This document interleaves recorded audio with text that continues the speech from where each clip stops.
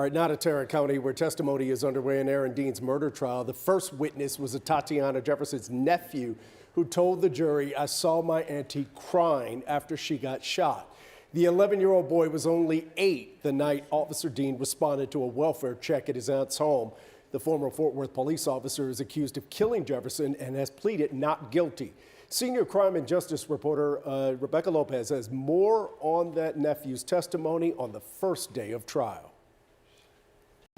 Right here. Zion Carr was the only witness inside Atatiana Jefferson's home. He was 8 years old when she was shot to death in front of him by former Fort Worth police officer Aaron Dean. I seen her fell on the ground. Did you see did you see anything outside the window? No, sir. You didn't see a man with a badge?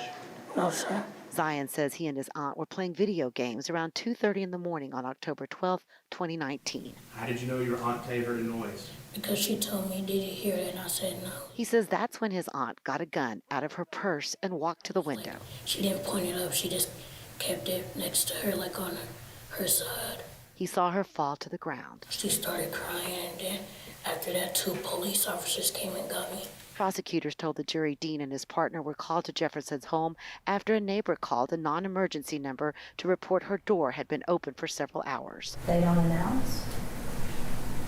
They don't knock. They don't ring the doorbell. Instead, prosecutors say Dean and his partner went around the back, and within seconds, Atatiana was dead.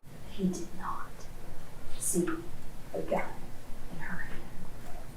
This is not a justification. This is not a self-defense case. This is murder. So we have to start looking at what Aaron knew at the time. What did he know at the time? Defense attorneys told jurors they will prove this was a tragic accident, and Dean feared for his life when he saw a gun pointed at him. He sees it, he sees the green laser and the gun come up on him. He takes a half a step back, gives a command, and fires his weapon. Dean's attorneys say it will come down to what Dean knew at the time, and did he act responsibly when he used deadly force.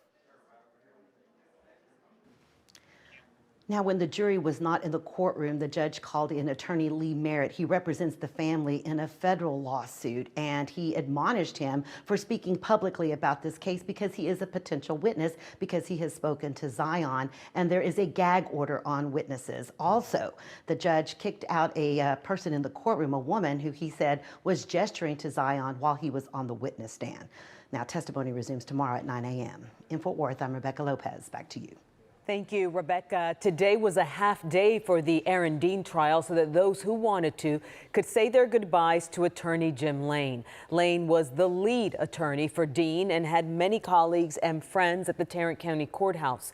He died a week ago Sunday. During today's funeral, his son Jake was among those who paid a special tribute. Jake mentioned his father was known for telling funny stories, and he shared one of them, which involved their car overheating during a father-son road trip. Have a listen. He goes and opens the hood, and the cap of the coolant is about hanging off and all of the coolant's out of it. So he comes back around, looks me with the most eye-chilling stare I'd ever seen through the windshield of that car, and says, "Jake, did you forget to screw on the coolant cap?" And I looked at him and I was, maybe. Along with his son Jake, Lane leaves behind his wife Janet and his brother Bill. We're covering the Aaron Dean trial from start to finish, lining up a team of legal experts to walk us through every moment. You can find our streaming coverage and legal analysis on WFAA Plus and WFAA.com, as well as our YouTube page.